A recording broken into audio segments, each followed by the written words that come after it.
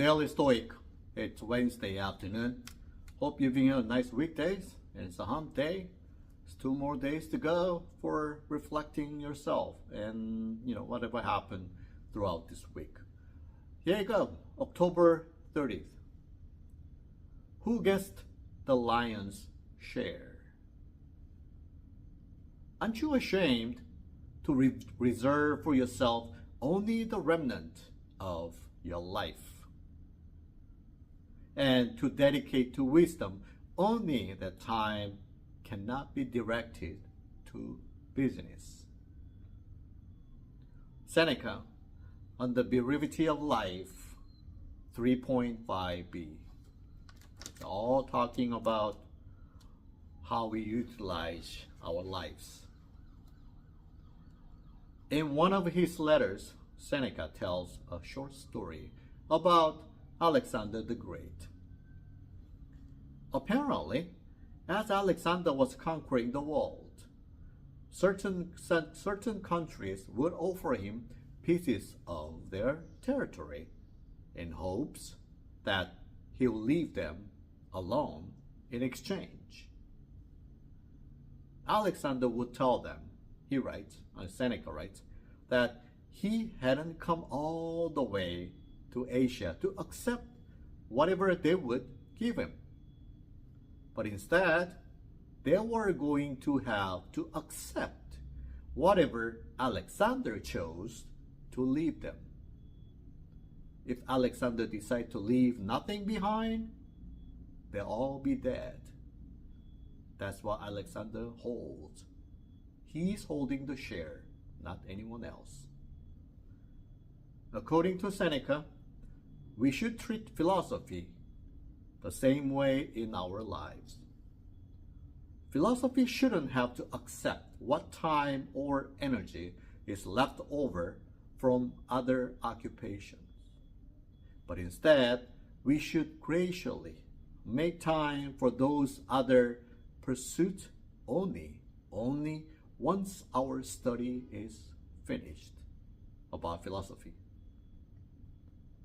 If real self-improvement is what we are after, I believe everybody says, they're all after self-improvement. I guarantee it. No one is denying that they're not after self-improvement.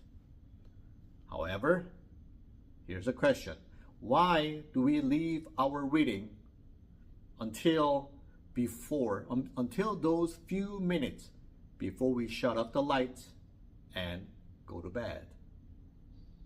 We are almost always waiting until the time ends and try to catch up the reading, right? Well, it's typical. Why do we block off 8 to 10 hours in the middle of the day to be at the office or to go to meetings, but block out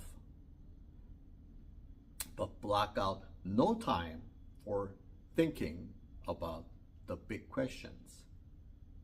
We're not allocating any time to read philosophy, to think about big things, right? Well, I'm proud I'm doing this one. I'm at least a couple in the middle day. Anyway, the average person somehow manages to squeeze in 28 hours of television per week. But ask them if they had time to study philosophy. You know the answer? I'm sure. Ask yourself, when do you study philosophy? And they will probably tell you they are too busy. B-U-S-Y, busy. Even though they are able to squeeze 28 hours weekly television time. But they're too busy to study philosophy, which would make you wise. I don't know. What do you think? I've been always questioning about this one. Whenever I go to the airport, well, typically my job is traveling. So when I go to airport, almost every single one is scroll up and down social media and checking things the gossips and news. All right. How many people are reading a book? At least just a book, paper book. Not many. Well, some are reading on the phone. Yeah, that's good. But what about philosophy? Do you think any philosophy book have been noticed from any other travel? Barely.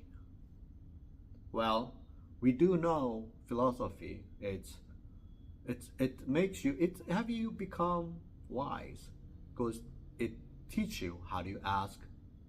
How do you ask? Basically, that's what it is. How do you ask? Why we live, why we behave. Isn't that enough to ask? Isn't that enough to learn, to have fruitful and meaningful life? Not sure. I could ask myself, you could ask yourself. All right, let's do it tonight. All right, ask yourself, when do you read philosophy to become wise, to have meaningful life? Thank you. Have a great day. See you tomorrow. Bye.